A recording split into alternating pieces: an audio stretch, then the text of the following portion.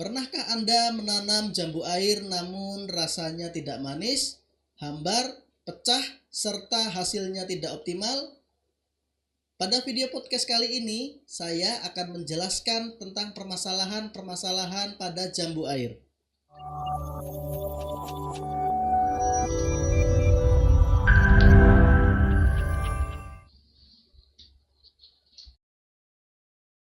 Halo, selamat datang di channel YouTube kami, NPK Mutiara TV. Di channel ini, Anda akan mendapatkan informasi dan edukasi seputar pertanian, khususnya nutrisi tanaman. Tonton video-video kami, jangan lupa like video kami, subscribe, dan pentung tanda loncengnya untuk terus mendapat update dari kami. Sahabat Mutiara, bertemu lagi dengan saya Denny Purwanto. Saya adalah agronomis untuk wilayah Wonosobo, Banjarnegara, Purbalingga, dan Temanggung. Pada video podcast kali ini, saya akan menjelaskan cara meningkatkan kualitas dan kuantitas jambu air. Yang mana kualitas dan kuantitas jambu air ditentukan dari rasanya yang manis, warnanya yang cerah, serta hasilnya yang maksimal. Oh ya, jika sahabat Mutiara ingin bertanya, dapat menuliskan di kolom komentar. Ayo kita mulai presentasi jambu air. Jambu air merupakan tanaman tahunan yang sering dibudidayakan di Indonesia. Secara kultivar, jambu air berasal dari negara dengan iklim tropis. Para ahli menyebutkan bahwa jambu air berasal dari negara di Asia Tenggara. Beberapa spesies juga disebutkan berasal dari Indonesia. Saat ini, budidaya jambu air sudah mulai dikembangkan secara intensif. Hal tersebut dikarenakan jambu air sangat adaptif untuk ditanam di Indonesia. Jambu air sangat cocok dibudidayakan pada dataran rendah, namun bisa juga ditanam di dataran menengah. Saat ini segmentasi pasar untuk pemasaran jambu air sangatlah luas. Bukan cuman tradisional market, tapi saat ini jambu air sudah merambah kepada modern market. Namun untuk merambah modern market itu sendiri, tentunya kualitas jambu air harus ditingkatkan. Jambu air memiliki ukuran yang besar namun ideal, sehingga cocok untuk konsumsi dan dijadikan buah di rumah tangga sekitar. Secara genetik, jambu air memiliki tingkat manis yang sangat bagus, yaitu BRIC-nya sampai 15.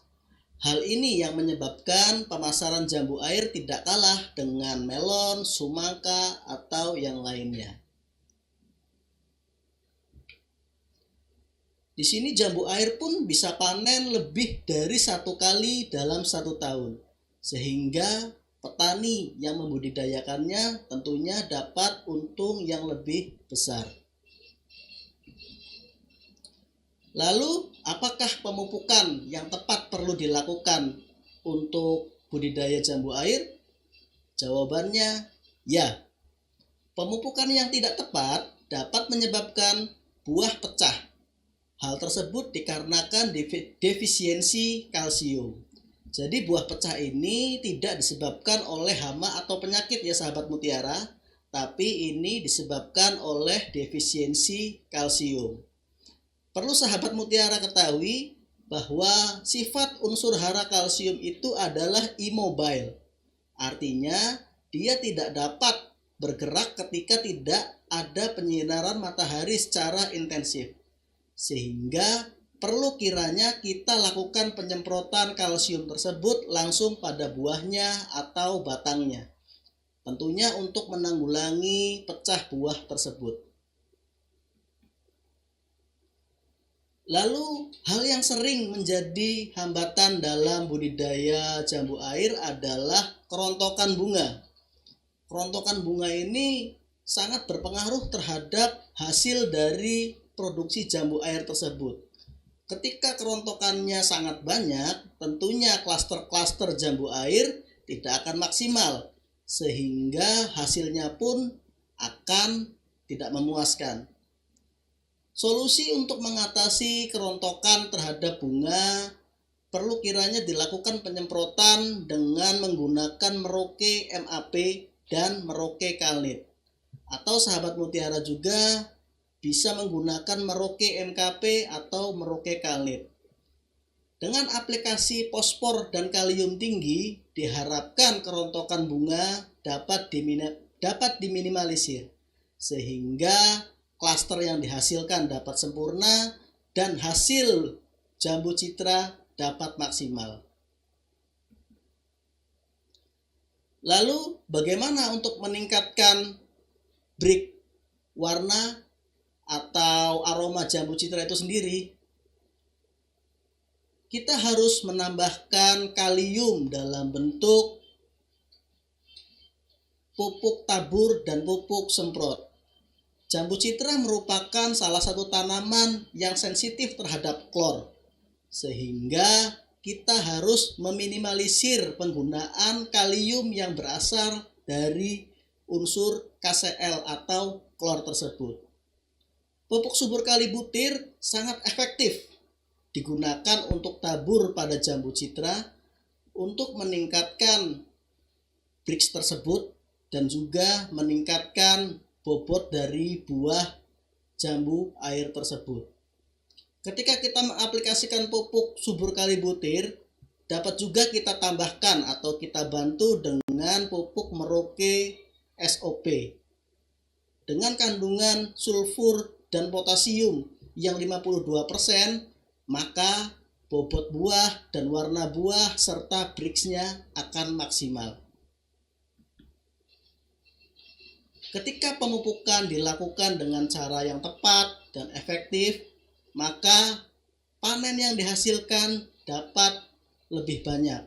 Panen jambu air dapat dilakukan 1 tahun selama 3 kali. Ketika sudah mulai panen, pemupukan pertama yang dilakukan adalah dengan menggunakan NPK Mutiara dan Karate Plus Boroni. Ini perlu dilakukan untuk merecovery jambu air agar lebih optimal ke fase berikutnya. Ketika 45 hari setelah aplikasi pupuk pertama, kita mulai mengaplikasikan pupuk dengan NPK profesional dan Karate Plus Boroni. Kenapa kita harus menggunakan NPK profesional? Karena di sini NPK profesional mengandung fosfor dan kalium yang tinggi, yang mana dibutuhkan untuk pembentukan calon buah yang akan terjadi pada jambu citra. Nah, di sini pemupukan terakhir yang penting adalah mengaplikasikan atau menambahkan subur kali butir. Seperti yang tadi saya jelaskan, bahwa jambu air merupakan tanaman yang sensitif terhadap klor, maka penggunaan subur kali butir ini sangatlah penting pada aplikasi terakhir ini untuk meningkatkan rasa, meningkatkan bobot, dan juga meningkatkan Brix atau tingkat kemanisan pada jambu air tersebut. Untuk aplikasi foliarnya, kita bisa menambahkan Merauke SOP atau Kalenitra dimix dengan Merauke MKP. Nah, sahabat mutiara, ini adalah media sosial kami. Jangan lupa like, subscribe, dan pentung tanda lonceng di channel YouTube NPK Mutiara TV. Jangan lupa juga gabung di Telegram komunitas NPK Mutiara. Jika sahabat mutiara menginginkan informasi tentang produk serta cara budidaya tanaman yang lain, bisa mengunjungi situs NPK Mutiara www.npkmutiara.com. Sahabat mutiara juga bisa like Facebook kami dan follow Instagram kami. Dari video podcast kali ini dapat kita simpulkan bahwa budidaya jambu air masih sangat potensial dibudidayakan di Indonesia. karena segmentasi pasarnya masih sangat luas. Bukan hanya traditional market, tapi juga sudah merambah ke modern market. Tapi tentunya ketika kita ingin mengejar segmentasi modern market, kualitas dan kuantitas hasil dari jambu air tentunya harus ditingkatkan. Jika jambu air sahabat mutiara banyak yang pecah, tadi sudah saya sebutkan bahwa kita perlu menyemprotkan Karate Plus Boroni yang mengandung kalsium, dan jika sahabat mutiara ingin meningkatkan kualitas, yaitu meningkatkan rasa manis, warnanya cerah, dan juga meningkatkan bobotnya, harus juga diaplikasikan dengan kalium non-klor, yaitu subur kali butir. Dapat juga diaplikasikan dengan semprot, yaitu Merauke SOP.